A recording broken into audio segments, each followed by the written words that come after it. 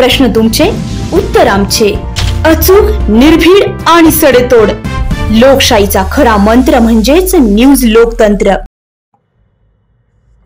भक्तीला आत्महत्येस प्रवृत्त करणाऱ्यांना कठोर कारवाई करा. अंत्ययात्रेत भक्तीच्या कुटुंबाने मागणी करत फलक झळकावल्याने हा विषय येवले शहरात चर्चेचा बनला आहे. येवला शहरातील दिलीप माळीवाले यांची कन्या भक्ती अथर्व गुजराती हिने नाशिकच्या गंगापूर परिसरात राहत्या घरात घरच्यांच्या जाचाला कंटाळून गळफास घेऊन आत्महत्या केल्याची तक्रार गंगापूर रोड पोलीस ठाण्यात नुकतीच दाखल झाली आहे.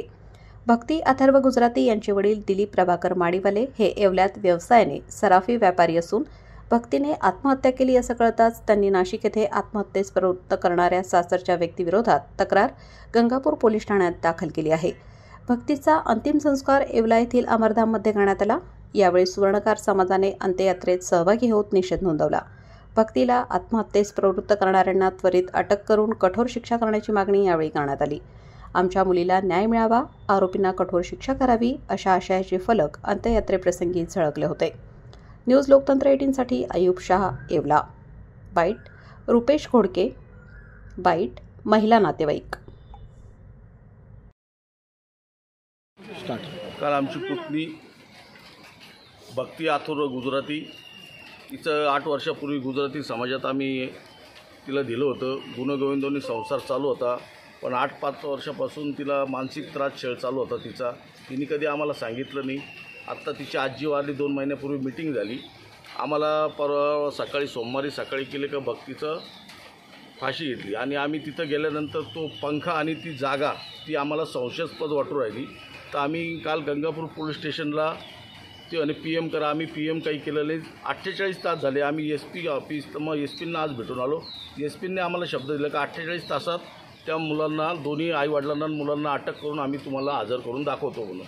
आम्ही त्यांना सांगितलं होतं अंत्यविधीला आमचा नातू तरी अंत्यविधीला डाग द्यायला तिच्या आईची वेळेस पाहिजे. त्यांनी आम्हाला शब्द दिला होता 3 तासात हजर करू. मला आम्ही अग्निडाग करताना साहेबांशी, राजपूत साहेबांशी, SP साहेबांशी बोललो. त्याने आम्ही 2 दिवस तुम्ही अंत्यविधी करून घ्या.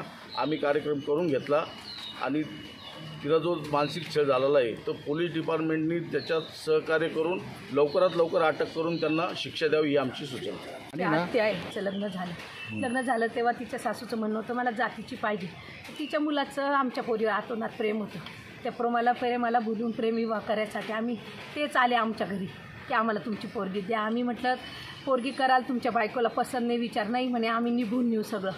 त्यांनी करून नेली. केल्यावर ती बाई सुरुवातीला बाईशी बोलत नव्हती घरात. तिने तिचं काहीच केलं नाही नवरी म्हणून. तिच्याशी बोलणं नाही, काही नाही. खूप त्रास द्यायची. तिला किचनमध्ये येऊ द्यायची नाही. तू किचनमधलं काय करू नको, माझ्या किचनला हात लावू नको, पाणी भरू नको, तू स्वयंपाक करू नको. तिला जर वाढायला उभी राहिली तर 4 लोकांचे ताटं करायचे. माझ्या भाचीचं ताट नव्हती करत. बाई तू नवरा चांगला आहे, माझा नवरा खूप प्रेम करतो. आत्या मी सहन केलं. नंतर माझी भाची खूप आजारी पडली, वरच्या घरात पडली बेशुद्ध. त्याला पाहायला कोणीच गेलं नाही.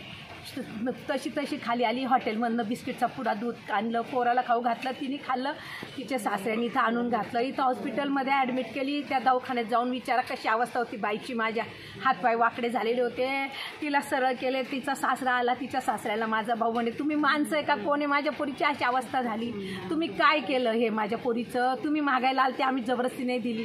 ते म्हणे 4 जणात आमची इज्जत घालवली. तुझा बाप बोलला म्हणून इतकं टार्चर केलं. 2 महिने 3 महिने ठेवलं. म्हटलं दे बाबा डायव्हर्स द्या म्हणून. परत आले, गोड बोलून माफ्या मागून घेऊन गेले. वेगळं काढलं तर ती बाई नाही सुखाने जगू द्यायची. पोराला रोज कान भरायची, तुझ्या बायकोला सोड, तुझी बायको आली नाही, तुझी बायको बोलली नाही. तो पिऊन घ्यायचा रात्री. तिच्या भोवती तमाशा. सकाळी परत चांगला, बाई माझं रात्री चुकलं, मी आज रात्री चांगला वागल. परत रात्री पिऊन घ्यायचा, परत रात्री तमाशा. त्या तमाशाला कंटाळून मागं बाईला आम्ही घेऊन आलो. सगळं फाईल केलं की आता नाही आपल्याला जायचं, हरकत देऊन टाक बाई, पोरगं द्या आम्हाला, तुमचा रुपया नको, तुमची प्रॉपर्टी नको, फक्त आमचं पोरगं नातू आम्हाला पोरगी द्या म्हणून. त्याने रोज इथं राहायला आला घरी. त्याच्या घरी आला, रोज पोराला घेऊन जायचा. माझ्या भावाची माफी मागायचं, मी चुकलो पप्पा, मी व्यसन सोडलं, मी तिच्याशिवाय जगू शकत नाही. इमोशनली ब्लॅकमेल करून पोरीला घेऊन गेला. घरी गेल्यावर सगळ्यांना सांगायचं मी सोडली, मी चांगला आहे, तिला गाडी गिफ्ट केली, तिला हे केलं. आणि परवा त्यांनी तमाशा करून माझी बाई घालून दिली. काय केलं आमच्या पोरीचं. आणि आता गायब कसे झाले ते कुठे सापडे ना. तिचं 5 वर्षाचं पोरगं तिच्या अंत्यविधीला नाही. त्या पोराला आईचं तोंड नाही पाहायला भेटलं. दादा माझ्या बाईला न्याय द्या, सगळ्यांनी न्याय द्या, माझ्या लेकराला न्याय पाहिजे आम्हाला. आमच्या मुली